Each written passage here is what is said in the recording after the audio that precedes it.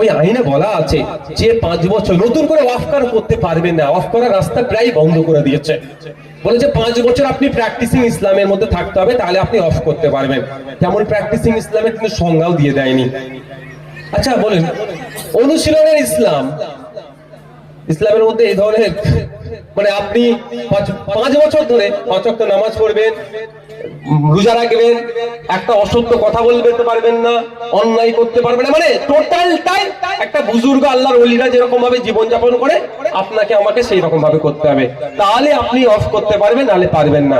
কিন্তু এটাও কিভাবে চলতে হবে গাইডলাইন দেয়নি। আমার বাপের বয়সী লোক 5 ওয়াক্ত নামাজ পড়ে, 5 বছর পরে সে যদি গিয়ে অফিসারকে বলে স্যার আমি অফ করব, অফিসার আর মুখের দিকে তাকিয়ে যদি বলে তোমার কপালে দাগ নাই কেন, তুমি ঠিক করে নামাজ পড়োনি, গেল, আপনি আর অফ করতে পারবেন না।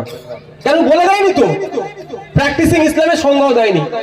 যদি বলে দাগ ফাগ কপালে ছিঁড়ে ছেড়ে দাগ করে নিয়ে গেলেন, বলে এবছরে 29টা রোজা ছিল, তুমি তো 25টা রোজা রেখেছো, 4টে ছেড়ে দিয়েছো, তুমি অফ করতে পারবে না, গেল তো। আর না মোদি কি প্রত্যেকে